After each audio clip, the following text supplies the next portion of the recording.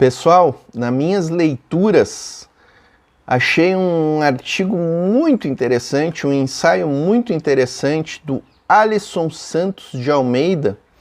O Alisson Santos é um baiano lá de Camaçari, advogado, ex-advogado do município de Camaçari, pós-graduado em Direito e Processo do Trabalho e mestrando em Direito e Regulamentação de Políticas Públicas pela Universidade de Brasília. O Alisson escreveu um artigo muito interessante sobre a pessoa com deficiência e a dificuldade de acesso aos espaços coletivos. Eu vou trazer alguns registros desse ensaio aqui do Alisson para a gente botar luzes nessa questão, né, e iniciar um debate sobre essa questão do acesso da pessoa com deficiência aos espaços coletivos. Antes de começar o vídeo, convidar vocês, a gente criou um grupo agora de WhatsApp aí para divulgação de notícias e informações aqui do canal. Vamos deixar o link aqui na descrição, então acessem ali o grupo, se cadastrem lá para participar conosco aí e aumentar o nosso espectro de debates.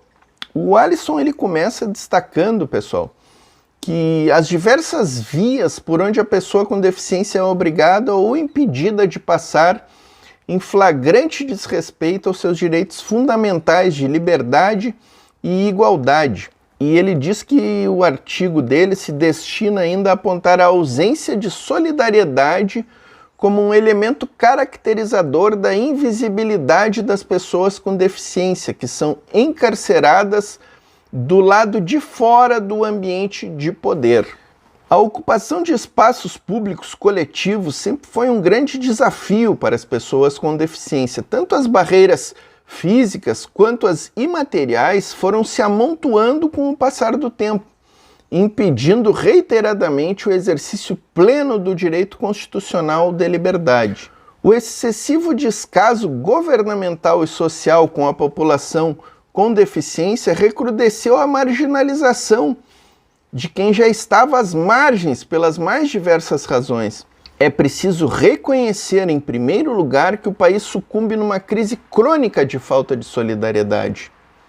Questiona-se como reverter esse quadro, tornando a pessoa com deficiência visível aos olhos das políticas públicas, dos governantes e da sociedade, a fim de que possam acessar espaços de poder em igualdade de condições. O desprezo aos direitos fundamentais da pessoa com deficiência pode ser encontrado nos mais diversos espaços coletivos, e isso consubstancia a liga que sedimenta as barreiras impeditivas do exercício de liberdade, fraternidade e igualdade.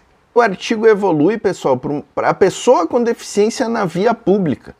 A inacessibilidade física é a primeira face do muro que separa as pessoas com deficiência do resto da sociedade. A ausência de rampas, pisos táteis, audiodescrição, elevadores, intérpretes de libras e até mesmo a ausência de calçadas colocam as pessoas com deficiência na via pública expostas a riscos elevados. Por vezes, os argumentos para não ofertar a acessibilidade necessária é a impossibilidade de alteração de espaços tombados, deixando claro que as estruturas físicas, não raras vezes, prevalecem sobre a pessoa e o seu direito básico e fundamental de ir e vir.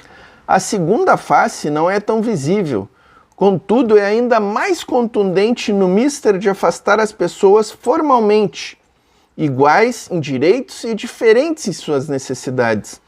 Trata-se da rejeição, do preconceito e da ignorância peculiares de quem teima em se importar apenas consigo. As barreiras materiais e imateriais não podem prevalecer diante da elementaridade do direito de trânsito, que nada mais é do que um instrumento para viabilizar o bem-estar social dessas pessoas. A simples obediência ao texto constitucional já seria suficiente para garantir os direitos básicos, mas às vezes a Constituição é vista apenas como uma folha de papel em branco. Na sequência do artigo, pessoal, o Alisson traz um exemplo que é muito significativo dessa questão da invisibilidade das pessoas com deficiência.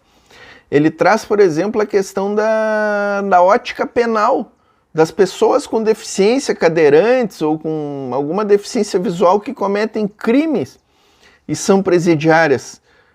Muita gente diz, mas eu nunca pensei em presidiários com deficiência. Pois eles existem e a legislação ela é totalmente omissa e também invisibiliza essas pessoas.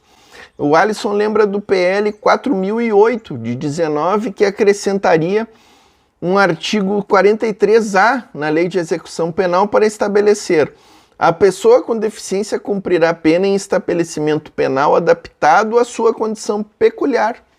No Brasil, quase sempre é óbvio, precisa ser dito em leis, pois a falta de bom senso não pode ser subestimada. Então precisa uma lei para dizer que a pessoa com deficiência também tem que ter acessibilidade na esfera penal, né? É uma coisa tão elementar. Na sequência, o Alisson vai para a pessoa com deficiência na via do poder. Também bem interessante as constatações que o Alisson faz aqui. O fato é que o exercício do poder sempre foi praticamente inacessível às pessoas com deficiência.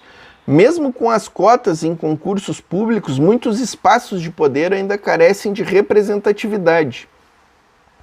A mídia é uma forte arma para a apresentação da questão. Contudo, a presença de pessoas com deficiência nos meios de comunicação, em especial na televisão, é a exceção. E, além disso, quase sempre a aparição das pessoas com deficiência é recheada de estigmas e incompreensões. É necessário que as pessoas com deficiência sejam desinvisibilizadas e chamadas a ocupar os espaços do poder efetivamente, não apenas nos cargos públicos por concurso ou eleição, ou na mídia para exposição de uma imagem politicamente correta. Não se trata de ser convidado para a festa, é preciso ter acesso às comidas, bebidas e até mesmo à pista de dança. Aqui eu me lembro do conceito que a minha amiga Marta Gil faz. Eu perguntei para ela numa live o que é incluir. Ela diz que para incluir não basta ter acesso, ser convidado à festa. É preciso ser retirado para dançar. Já concluindo, pessoal, na conclusão do artigo, o Alisson traz algumas considerações muito interessantes aqui, muito pertinentes. Por tudo isso, convém ressaltar que a pessoa com deficiência precisa ser respeitada. A sociedade, por sua vez, precisa reconhecer a sua responsabilidade na proteção no direito à liberdade e locomoção. O direito à liberdade deve ser garantido de forma plena, principalmente para as pessoas com deficiência que necessitam se locomover nos ambientes materiais e imateriais, aqui falamos do ambiente digital, virtual, por onde desejam transitar. Mesmo no sistema prisional, deve ser garantido o atendimento às necessidades fundamentais que são inerentes a todos os seres humanos, independente dos crimes que cometeram. A Constituição Federal garante que a pena não será cruel e é assegurada aos presos o respeito à integridade física e moral. Em verdade, os mais vulneráveis são postos em último plano, porque não participam do exercício do poder na medida adequada. Sem acesso não há representatividade. Sem representatividade não haverá nunca influência que motive mudanças na sociedade. É inexorável. O problema não é a deficiência, nem as pessoas, nem a dificuldade em acessar os espaços coletivos. A deficiência está nos próprios espaços, na sociedade, como bem definiu a Convenção Internacional dos Direitos da Pessoa com Deficiência e o artigo 2º da nossa Lei Brasileira de Inclusão.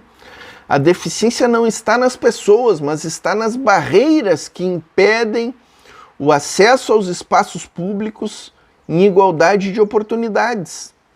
São os espaços que tornam inóspitos a participação das pessoas com deficiência na vida coletiva da sociedade. Conclui o Alisson de forma brilhante. Sem solidariedade, a liberdade e a igualdade serão sempre para poucos. Espero que tenham gostado, pessoal, desse artigo do Alisson. Eu gostei muito da leitura, provoca várias reflexões. Vou pedir para vocês deixarem a curtida aqui, deixem comentários o que vocês acharam do artigo, quais são as suas reflexões a respeito dessas questões. Inscrevam-se no canal, ative o sininho para notificações, cadastrem-se lá no nosso grupo de WhatsApp, está aqui na descrição o link. Valeu, pessoal, até a próxima!